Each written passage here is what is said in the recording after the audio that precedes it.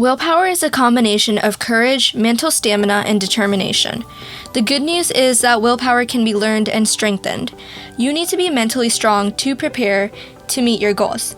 As humans, we have tremendous capabilities.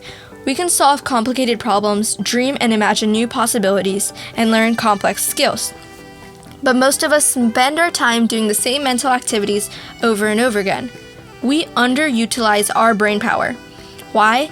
Because achievement is a lot of work. Pushing mental boundaries is challenging, uncomfortable, and exhausting. Willpower is what gets us through. People with high willpower get more done, achieve greater success, are above average in their abilities, and stand out from the crowd. Let's delve into the science of willpower, how it works, and what you need to do to get more of it. Number 1 is the willpower challenge. Think of your own willpower challenge. Fill in the following blanks. I will, I won't, I want. Specifically, what do you want to do more of? What do you want to do less of? And what long-term goal are you working towards? Number 2 is self-knowledge. To increase your willpower, you need to know a little bit about yourself. This is about increasing your emotional intelligence. Willpower is about doing. It's also about knowing your trigger points, your mental traps, and your habits. It's time for brutal honesty. This is just you. The Dunning-Kruger effect.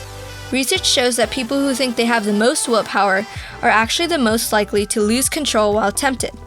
This is not a new idea. We tend to overestimate most of our abilities. Please self-evaluate with the following questions.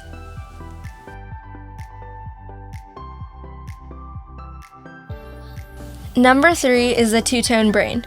Willpower is a finite resource. You probably don't look at it like a muscle, but we can run out of it at the end of a long day. It gets fatigued after lots of use. Willpower comes from the prefrontal cortex. We have 2 brains, an impulsive pleasure seeker and a wiser achiever. The pleasure seeker wants fun and entertainment.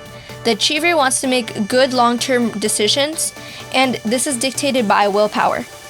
Our pleasure seeker is tempted by many things. The bowl of candy, the extra hour of sleep, one more episode of your favorite show. Our achiever brain has to rein us in because it understands that the extra sugar, being late for an appointment, and procrastination isn't really worth it. After a while, that muscle gets tired of saying no. This is why at the end of a day, you binge on eating ice cream after saying no all day. It gets tired after being used so much because it's constantly fighting that pleasure seeker. We need willpower to make long-term decisions. Without it, we'd have a hard time planning and even surviving. It's a biological instinct that evolved to help protect ourselves from ourselves. Temptation and stress hijack the brain's self-control. We don't even know how often we're exercising our willpower muscles. A study once asked people how many food decisions they thought they made on a daily basis. They guessed an average of 14 food choices per day. Want to know the real average? 227. We make 227 food choices on the average day. Number 4 is gaming the system. You can actually game or calibrate your 2-brain system. Remove as many small exercises of willpower as you can. Get rid of candy bowls, ban notifications, don't go looking for a snack before dinner. Make important decisions during high willpower moments. For example, say everyday willpower challenge is to work out. At the end of the day, you're wiped out, so you don't want to do it. You just want to crash onto the couch. So instead, plan a system where you text a friend in the morning when you have a high willpower moment to meet in the afternoon for a hike or for tennis. You can also book your workout classes in advance ahead of time and pay up front. Additionally, you can replenish your willpower muscle. This could be meditation, breathing, extra sleep, or being outdoors. Number 5 is strengthen your muscle. And since willpower is a muscle, you can strengthen it. Our brain actually puts on the brakes before we reach empty, like how your gasoline light comes on. It's a warning, but you know you still have several miles left. Our brain is the same way. Let's say you're on a treadmill and your legs begin to burn. Your brain is saying, I'm at my limit, I better stop. In actuality, you could go further. Your brain is just playing it safe. Next time you're training for a marathon, tell your brain, nope, I'm gonna go 1 more mile. And you do. As you do, you get stronger and you run faster next time. Do the same with willpower. Number 6 is to license to error. Have you ever been licensed to make errors or bad choices? This is when you do something good, so you give yourself permission to do something bad. I worked out extra hard, now I can have an extra portion of food. I finished all my work early, now I can watch that movie. I ate healthy yesterday, now I can have this sweet now. The license to error happens when goals are being associated with being good, so it becomes reprimanding to indulge on a reward. The only way to stop this behavior is to untie goals from being good. I have been good, therefore I should be rewarded. Instead, say, I've met my goal, that feels great. This means tying your actions to long-term values. Number 7 is don't surrender. This effect is treacherous for goals. It's when we start to slip up our goals and our willpower fails. Are you trying to go to the gym every day? Did you skip today because of a valid reason? As a failure, we think, oh whatever, I might as well give in. This happens because the moment we slip on a goal, we feel guilty and self-blame. The self-shame triggers your body to want dopamine hit so it can feel better. This means that you'll skip the gym tomorrow as well so you can lounge on the couch all afternoon. The answer? Self-compassion.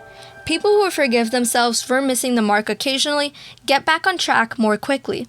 People with lower self-esteems that wallow in guilt tend to spiral the small mistake into a cycle of indulgence and shame. Remember that your journey towards your goal doesn't have to be perfect. Remember that having a few mistakes is better than not completing your goal at all. Chalk it up and move on. Number 8 is your future self. When we ask to think about ourselves, certain parts of our brain light up. When we are asked to think about our future selves, different areas of our brain light up, the same areas we use to think about other people. In other words, we treat our future selves like another person.